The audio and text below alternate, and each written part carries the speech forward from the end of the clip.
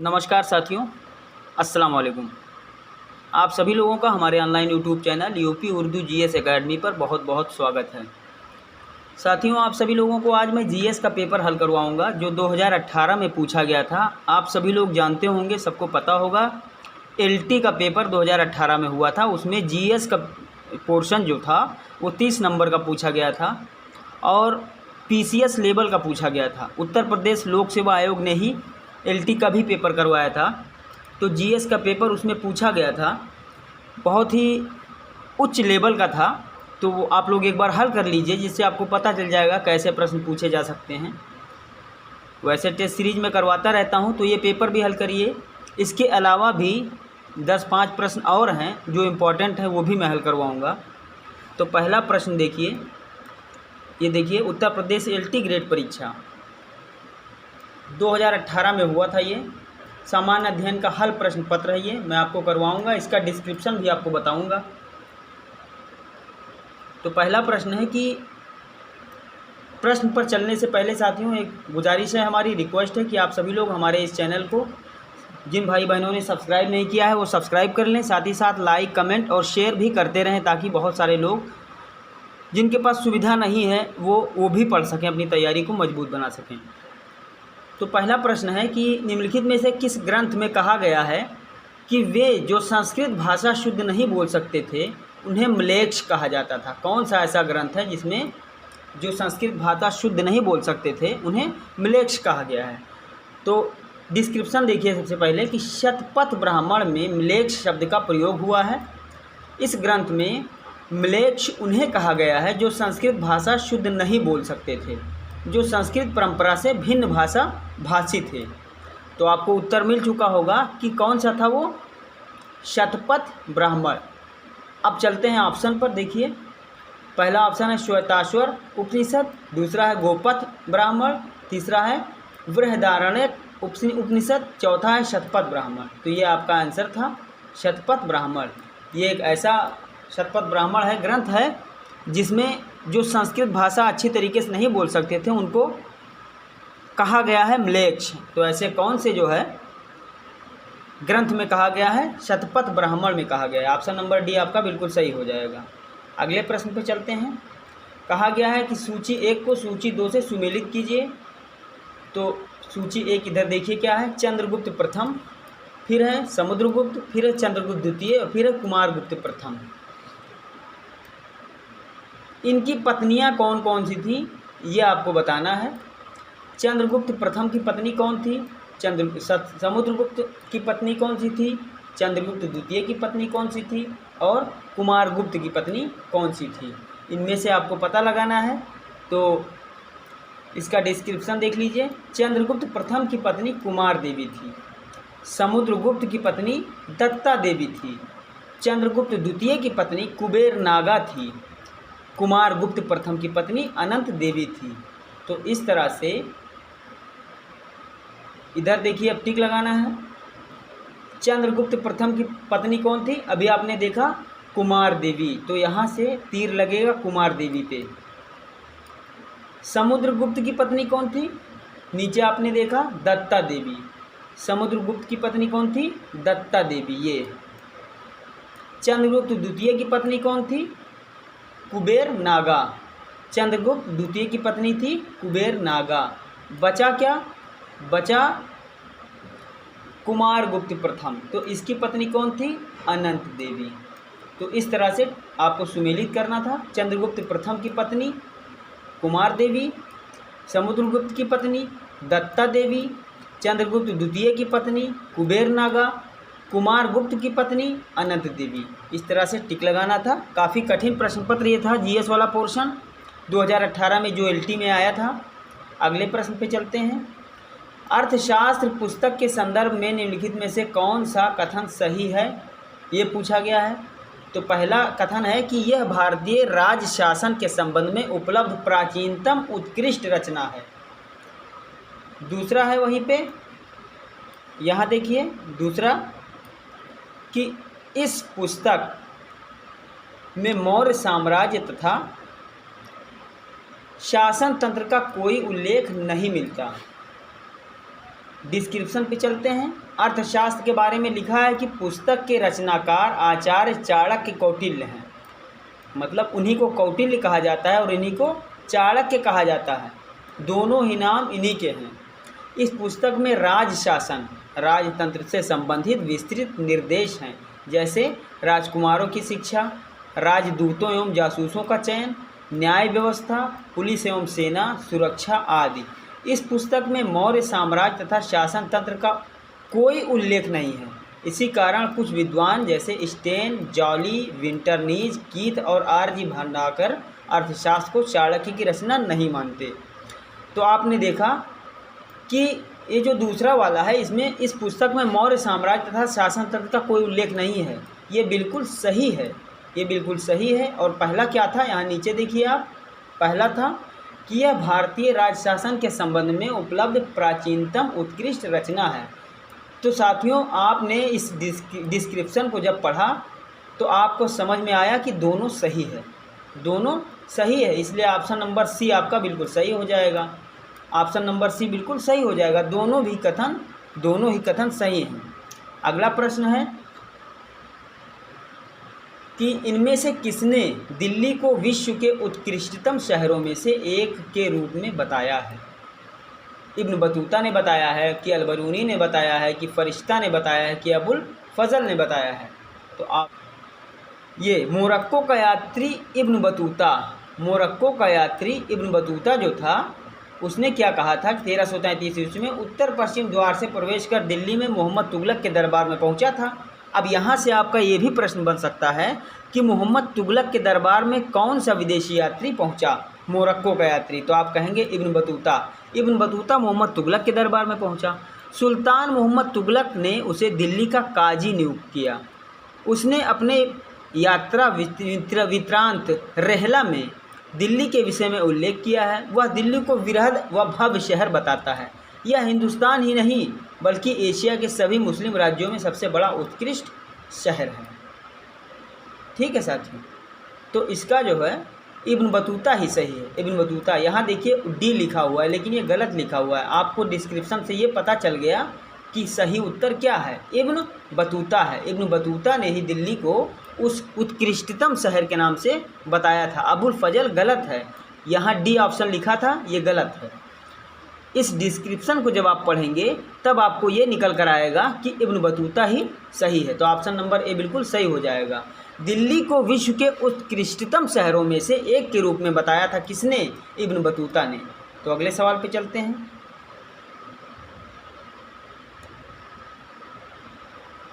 भारत में स्थानीय स्वायत्त शासन का जनक किसे कहा जाता है? आप सभी लोग जानते होंगे कि लॉर्ड रिपन को कहा जाता है। लॉर्ड रिपन को कहा जाता है। डिस्क्रिप्शन में भी लिखा हुआ है।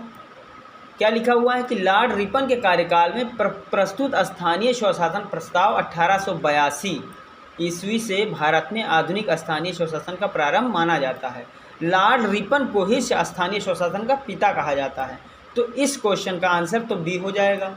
लॉर्ड रिपन स्थानीय स्वशासन के जनक माने जाते हैं। तो अगले पेज पे चलते हैं। तो अगले पेज पर प्रश्न नंबर 6 है। ये पूछा गया था कि भारत के राष्ट्रपति पर महाभियोग चलाने के लिए कम से कम कितने दिन की पूर्व सूचना आवश्यक है? तो ये आसान क्वेश्चन था, ये पॉलिटी का है। तो इसका ऑप्शन बी 14 दिन बिल्कुल सही है। जिस क्वेश्चन में जो है डिस्क्रिप्शन देने की आवश्यकता पड़ेगी मुझे, वहाँ मैं डिस्क्रिप्शन आपको ज़रूर दूंगा। तो अगर आपको भारत के राष्ट्रपति पर महाभियोग चलाना है तो कम से कम 14 दिन की पूर्व सूचना आवश्यक है। ये ध्यान रखिएगा, 14 दिन की पूर्व सूचना आवश्यक होती है। तो अगला प्रश्न है कि भारत में किसी राज्य के राज्यपाल को पद और गोपनीयता की शपथ कौन दिलवाता है? तो आप सभी लोग जानते हैं साथियों, जानते भी होंगे कि जो उस राज्य का उच्च न्यायालय का मुख्य न्यायाधीश होता है वही शपथ दिलवाता है मुख्यमंत्री को। अनुच्छेद 159 के अनुसार, ये ध्यान रखिएगा, पूछ लिया जाता है कभी कभी किस अनुच्छेद के द्वारा शपथ दिलवाता है। तो अनुच्छेद 159 आपको याद होना चाहिए। फिर अगला प्रश्न कि हमारे संविधान के किस भाग में पंचायती राज के 3 सोपानों की व्यवस्था का विवेचना किया गया है। तो आप सभी लोग जानते हैं कि पंचायती राज व्यवस्था भाग 9 में है और इसी भाग में पंचायती राज के जितने भी सोपान हैं तीनों, उसकी विवेचना की गई है भाग 9 में। Answer number option number A बिल्कुल सही हो जाएगा। तो अगले सवाल पे चलते हैं।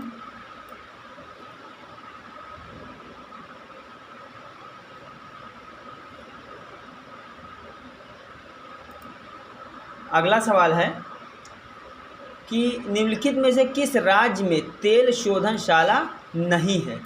किस राज्य में तेल शोधनशाला नहीं है। तो आप लोग जानते हैं गुजरात में भी है और केरल में भी है, पश्चिम बंगाल में भी है।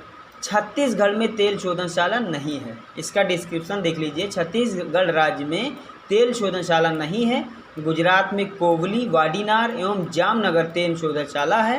केरल में कोच्चि तेल शोधनशाला है। पश्चिम बंगाल में हल्दिया तेल शोधनशाला है। तो तीनों जगह है, छत्तीसगढ़ में नहीं है। तो अगले प्रश्न पर चलते हैं कि निम्नलिखित में से कौन सी नदी ऑस्ट्रेलिया में नहीं बहती है। कौन सी नदी ऑस्ट्रेलिया में नहीं बहती है। तो हंटर रिवर ये भी ऑस्ट्रेलिया में है, फ्लिंडर्स रिवर ये भी ऑस्ट्रेलिया में है, गिलबर्ट रिवर ये भी ऑस्ट्रेलिया में ही बहती है, जबकि ऑरेंज जो रिवर है ऑस्ट्रेलिया में नहीं बहती है। इसका डिस्क्रिप्शन देख लीजिए। ऑरेंज नदी दक्षिण अफ्रीका की सबसे लंबी नदी है। दक्षिण अफ्रीका की सबसे लंबी नदी है ऑरेंज नदी। यह ड्रंकेसबर्ग पर्वत से निकलकर अटलांटिक महासागर में गिरती है।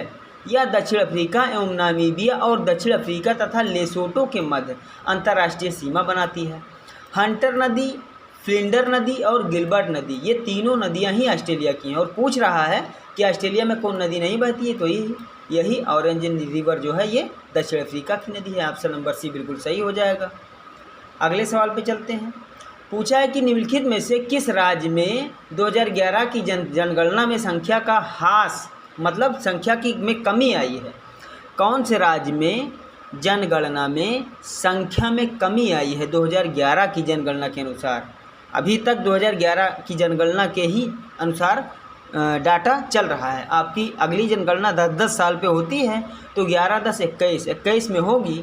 अब आने वाले समय में 2-4-6 महीनों में जनगणना होगी। तो पहला ऑप्शन है केरल, दूसरा है सिक्किम, तीसरा है नागालैंड और चौथा है मणिपुर। तो नागालैंड जो है यहाँ पर जनसंख्या में ह्रास हुआ है, कमी आई है। 2011 की जनगणना के अनुसार बात हो रही है। देखिए नीचे डिस्क्रिप्शन भी है। केरल में वृद्धि हुई है 4.9% की, सिक्किम में वृद्धि हुई है 12.9% की, नागालैंड में घाटा हुआ है, ये माइनस लगा है ना, यहाँ ह्रास हुआ है। मणिपुर में वृद्धि हुई है 24.5% की। ये नीचे लिखा भी है 2011 के जनगणना के अनुसार। तो अगले पेज पे चलते हैं। तो अगले पेज पे प्रश्न है कि माल्थस के अनुसार, किसके अनुसार, माल्थस के अनुसार क्या पूछा गया है। माल्थस के अनुसार निम्नलिखित में से कौन सा उपाय जनसंख्या नियंत्रण में सर्वाधिक प्रभावी है। युद्ध है कि आपदा है कि जन्म नियंत्रण है कि सामाजिक बुराइयां। तो आप सभी लोग जानते हैं कि जन्म का जब नियंत्रण होगा तभी जो है जनसंख्या नियंत्रण किया जा सकता है। सर्वाधिक बढ़िया उपाय है ये। तो ऑप्शन नंबर सी बिल्कुल सही हो जाएगा। माल्थस के अनुसार जब पूछा जाएगा तो आप जन्म नियंत्रण बताएंगे। अगला प्रश्न है। अगला प्रश्न ये है कि निम्न में से कौन सा एक जीवोम नहीं है। जीवोम नहीं है, ये पारिस्थितिकी का प्रश्न है। तो रेगिस्तान हुआ पहला ऑप्शन, बी है घास का स्थल, सी है पारिस्थितिकी तंत्र और डी है टुंड्रा। तो ये जो पारिस्थितिकी तंत्र है ये जीवोम का, ये जो है एक जीवोम नहीं है। पारिस्थितिकी तंत्र एक जीवोम नहीं है, जबकि रेगिस्तान है, घास का स्थल है, टुंड्रा प्रदेश है, जबकि पारिस्थितिकी खुद एक पारिस्थितिकी तंत्र एक शब्द है, ये जीवोम नहीं है।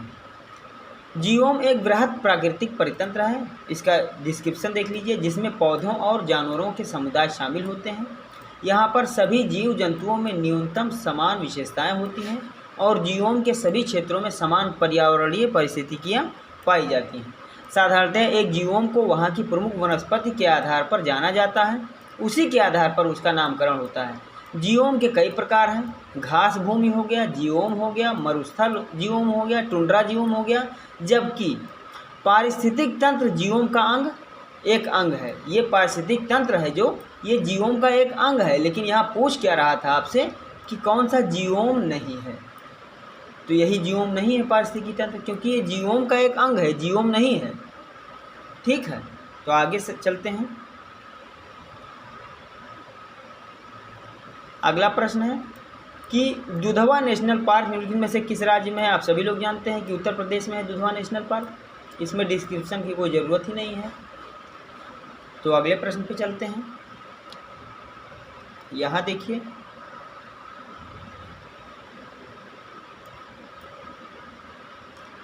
प्रश्न है कि राष्ट्रीय परिवार स्वास्थ्य सर्वेक्षण के चतुर्थ चक्र के अनुसार वर्तमान में TFR मतलब होता है कुल प्रजनन दर बच्चे प्रति महिला, यानी एक महिला के औसतन कितने बच्चे वर्तमान में पूछा गया है चक्र के अनुसार, सर्वेक्षण चक्र के अनुसार। तो 2.2, ऑप्शन नंबर ए बिल्कुल सही है। यह है कि राष्ट्रीय परिवार स्वास्थ्य सर्वेक्षण के चतुर्थ चक्र NFHS 4 के अनुसार 15-16 में, ये चूँकि करंट का प्रश्न बन जाता है इसलिए इतना ज़रूरी नहीं है। फिर है SRI विधि संबंधित है। SRI जो विधि है वो किससे संबंधित है पूछा गया है। SRI जो विधि है वो किससे संबंधित है, गेहूं से है कि कपास से है कि सरसों से है कि धान से है। तो डिस्क्रिप्शन देखिए पहले कि SRI विधि की खोज मेडागास्कर के पादरी हेनरी डी लोलिना ने की थी। यह धान की कृषि से संबंधित है। आपका उत्तर यहीं पर मिल गया, धान की गेहूँ कृषि से ये संबंधित है क्या, SRI विधि। तो ऑप्शन नंबर डी बिल्कुल सही होगा। अगले सवाल पे चलते हैं।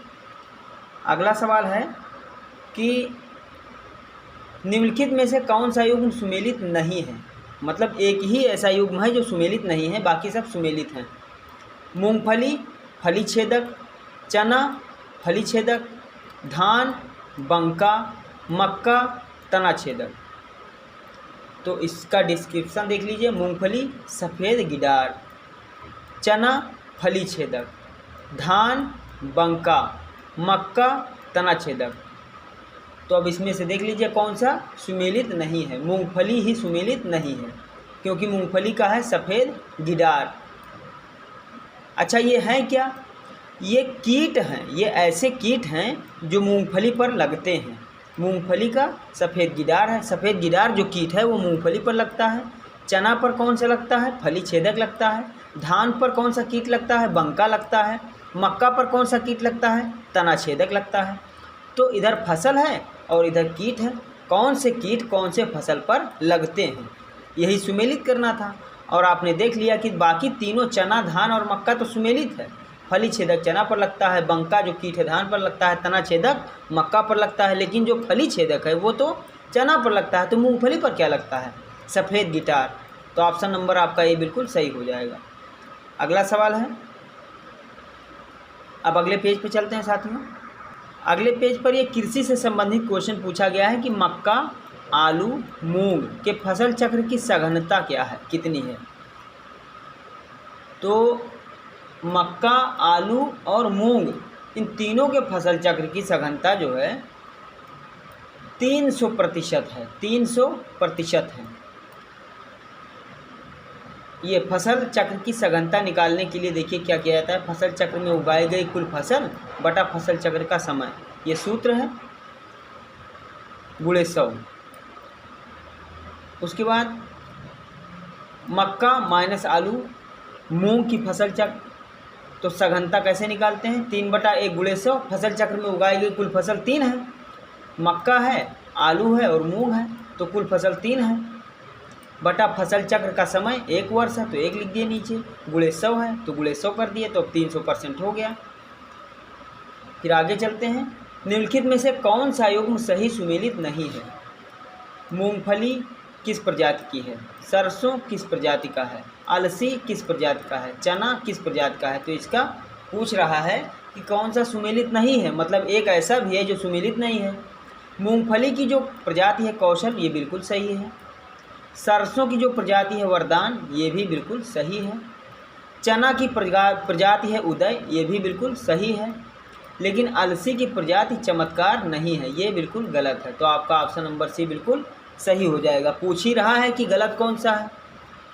अच्छा, जो अलसी है उसकी प्रजाति देखिए, नीचे देखिए, प्रश्नगत विकल्पों मूंगफली की प्रजाति कौशल है, सरसों की प्रजाति वरदान और चना की प्रजाति उदय।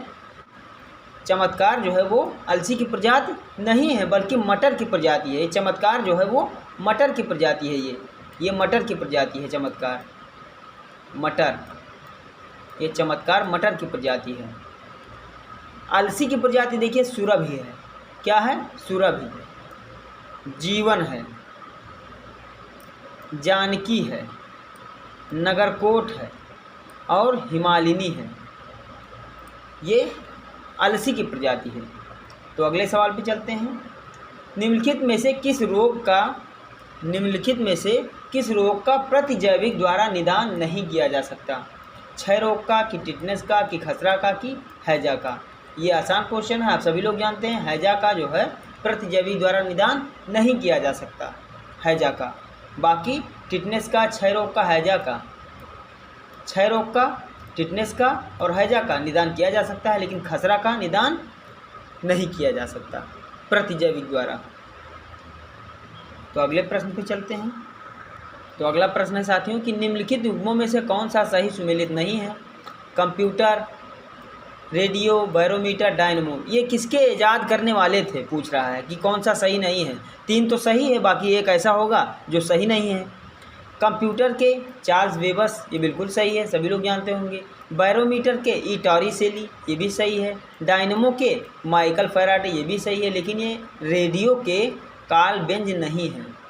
रेडियो के कार्ल बेंज नहीं है। रेडियो के कौन है? रेडियो के मार्कोनी है। मार्कोनी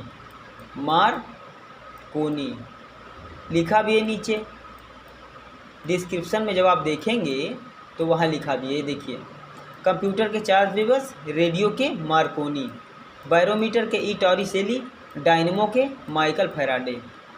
तो इस तरह से आपका ऑप्शन नंबर बी बिल्कुल सही है। फिर है संचार उपग्रह सदैव। अब सदैव क्या रहता है? अपनी चाल से ही भ्रमण करते रहते हैं, स्थिर रहते हैं, भू स्थिर रहते हैं, अपना पथ एवं चाल बदलते रहते हैं। पूछता है कौन सही है? भू स्थिर रहते हैं। जो संचार उपग्रह होते हैं वो हमेशा भू स्थिर रहते हैं। ऐसा उपग्रह जो पृथ्वी के अक्ष के लंबवत तल में पश्चिम से पूरब की ओर पृथ्वी की परिक्रमा करता है तथा जिसका परिक्रमण काल पृथ्वी के परिक्रमण काल के बराबर होता है, उसे भू स्थिर उपग्रह कहते हैं। ठीक है, अगले सवाल पे चलते हैं। पूछा गया है कि निम्नलिखित पदार्थों में से किसकी चालकता तापक्रम के साथ बढ़ती है? यानी ताप बढ़ाने के साथ किसकी चालकता बढ़ती है? ताप बढ़ाने के साथ किसी की चालकता बढ़ती है? तांबे की, कि जर्मेनियम की, कि चांदी की, कि लोहे की? तो इसमें विकल्प नंबर जो बी है, ऑप्शन नंबर बी, जर्मेनियम, तांबे की जो है तापक्रम, तांबे का ताप बढ़ाने के साथ साथ इसका भी तापक्रम, जर्मेनियम का तापक्रम बढ़ता है। देखिए, दिए गए विकल्पों में तांबा, चांदी और लोहा मेटल है, जबकि जर्मेनियम एक अर्धचालक है और अर्धचालकों की विद्युत चालकता अचालकों की अपेक्षा बहुत अधिक तथा सुचालकों की अपेक्षा बहुत कम होती है। इसकी प्रतिरोधकता ताप बढ़ाने पर घटती है और चालकता बढ़ती है। ताप बढ़ाने पर इसकी चालकता बढ़ती है। और पूछा भी गया है कि चालकता किसकी बढ़ती है, तो जर्मेनियम, आपको सही उत्तर मिल गया। अगला प्रश्न है मैथ का है। 2√3 सेंटीमीटर भुजा वाले षटभुज का क्षेत्रफल क्या होगा? तो षटभुज का क्षेत्रफल निकालने के लिए साथियों इसका फार्मूला होता है, अगले पेज पे बताते हैं। तो षटभुज की अगर निकालना हो क्षेत्रफल, षटभुज का क्षेत्रफल अगर निकालना हो तो उसके लिए फार्मूला है साथियों। फार्मूला ये है कि 6, चूँकि षटभुज है 6 भुजा वाला, तो 6 गुणे √3/4 गुणे भुजा स्क्वायर। और भुजा एक दिया था 2√3, तो 6 गुणे √3/4 गुणे भुजा स्क्वायर मतलब 2√3 का होल स्क्वायर। इसी को हल कर लिया गया है, आंसर आ गया। फिर ये भी मैथ का है, ये भी मैथ का है। इधर आते हैं, ये भी मैथ का है। ये करंट अफेयर्स का प्रश्न है। ये करंट अफेयर्स का प्रश्न है, उस समय का करंट अफेयर्स, अभी कोई काम नहीं है इसका, ये भी करंट अफेयर्स का है। तो ये 30 नंबर क्वेश्चन आया था LT ग्रेड के पेपर में। अब चलते हैं कुछ और अन्य जो महत्वपूर्ण क्वेश्चन हैं उनकी तरफ। तो प्रश्न कह रहा है कि सूची 1 को सूची 2 से सुमेलित कीजिए। बहुत ही अच्छा, बहुत ही मज़ेदार ये क्वेश्चन है। पॉलिटी का है ये कि समता का अधिकार कौन से अनुच्छेद में है, वाक स्वतंत्रता का अधिकार किस अनुच्छेद में है, धर्म की स्वतंत्रता का अधिकार किस अनुच्छेद में है, संवैधानिक उपचारों का अधिकार किस अनुच्छेद में है। तो आप सभी लोग जानते हैं साथियों कि इसको क्या करना है, इसको सूची 1 से सूची 2 को सुमेलित करना है। तो आप सभी लोग जानते हैं कि जो धर्म की स्वतंत्रता का अधिकार है वो अनुच्छेद 25 में है। तो C का 2 हुआ, C का 2 है कहीं, 2 जगह है, यहाँ भी है और यहाँ भी है। तो और भी देख लीजिए,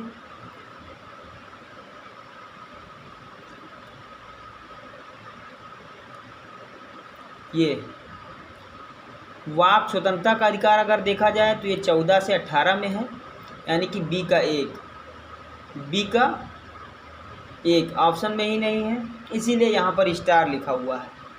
मैं ऐसे ही टिक लगाए दे रहा हूँ, आप देख लीजिए, मैं आपको बताए दे रहा हूँ, आपको एक जानकारी भी मिल जाएगी। ठीक है, देखिए वाक स्वतंत्रता का अधिकार अनुच्छेद 14 से 18 में है, धर्म की स्वतंत्रता का अधिकार अनुच्छेद 25 में है, और संवैधानिक उपचारों का अधिकार ये अनुच्छेद 32 में है, आप सभी लोग जानते होंगे। समता का अधिकार अनुच्छेद 13 में है। तो इस तरह से आपका सही हो जाएगा। ठीक है साथियों, अगले सवाल पे चलते हैं। भारत के संविधान में अंतर्राष्ट्रीय शांति तथा सुरक्षा को प्रोत्साहन देना सन्निहित है। तो भारत के संविधान में कहाँ पे सन्निहित है? संविधान की प्रस्तावना में है कि राज्य के निर्देशक तत्वों में है कि मौलिक कर्तव्यों में है कि 9वीं सूची में है। तो मैं आपको बता देना चाहता हूँ कि जो भारत के संविधान में अंतर्राष्ट्रीय शांति एवं सुरक्षा को प्रोत्साहन करने का जो अधिकार है, जो सन्निहित है, ये राज्य के नीति निर्देशक तत्वों में है। ऑप्शन नंबर बी बिल्कुल सही हो जाएगा। तो अगले सवाल पे चलते हैं। तो अगला सवाल है कि पंचायती राज की अनुशंसा की गई, कब की गई? 1935 के भारत शासन अधिनियम में, या 1942 के कृषि मिशन द्वारा, या 1947 के भारतीय स्वतंत्रता अधिनियम द्वारा, या बलवंत राय मेहता समिति रिपोर्ट 1957 के द्वारा। तो जब आप पढ़ेंगे पंचायती राज व्यवस्था तो बलवंत राय मेहता समिति ने त्रिस्तरीय जो है व्यवस्था का एक ढांचा तैयार करके बताया था, एक समिति बनाई थी, तो उसके द्वारा रिपोर्ट दी गई थी। त्रिस्तरीय पंचायती राज व्यवस्था बलवंत राय मेहता से इन्हें दिया था। तो इन्हीं के जो इनकी रिपोर्ट थी 1957 में, इन्हीं की रिपोर्ट द्वारा ये बना था। ये लिखा भी हुआ पंचायती राज की अनुशंसा बलवंत राय मेहता समिति रिपोर्ट 1957 द्वारा की गई थी। इसने त्रिस्तरीय पंचायती राज व्यवस्था की सिफारिश की थी, त्रिस्तरीय। ठीक है, फिर अगला प्रश्न है कि भारतीय नागरिकों के अधिकारों को संरक्षित करने में उच्च न्यायालय सर्वोच्च न्यायालय की अपेक्षा बढ़िया स्थिति में है। ये सही है, या फिर सर्वोच्च न्यायालय केवल मौलिक अधिकारों के संरक्षण के लिए ही परमादेश जारी कर सकता है, या ये सही है, या फिर दोनों सही है, या फिर एक सही है एक गलत है? कथन कारण का ये सवाल है। ठीक है साथियों, कथन कारण का ये सवाल है। तो आप सभी लोगों को मैं बता देना चाहता हूं कि जो भारतीय नागरिकों के अधिकारों को संरक्षित करने में उच्च न्यायालय सर्वोच्च न्यायालय की अपेक्षा अच्छी स्थिति में है। उच्च न्यायालय बिल्कुल अच्छी स्थिति में है। दूसरा है कि सर्वोच्च न्यायालय केवल मौलिक अधिकारों के संरक्षण के लिए ही परमादेश जारी कर सकता है, ये भी सही है। तो इस तरह से दोनों आपका सही है और व्याख्या भी करता है, इसलिए पहला ऑप्शन बिल्कुल सही हो जाएगा। तो ये इतने कुछ इम्पॉर्टेंट क्वेश्चंस थे जीएस से संबंधित, जो लोक सेवा आयोग इसी तरह से क्वेश्चंस करवाता है। तो ऐसे क्वेश्चंस की तैयारी आप करते रहें, प्रैक्टिस करते रहें, मैं करवाता रहूँगा आप सभी लोगों को। तो आप सभी लोगों से गुजारिश है कि पूरा वीडियो ज़रूर देखेंगे। बहुत बहुत शुक्रिया, बहुत बहुत धन्यवाद।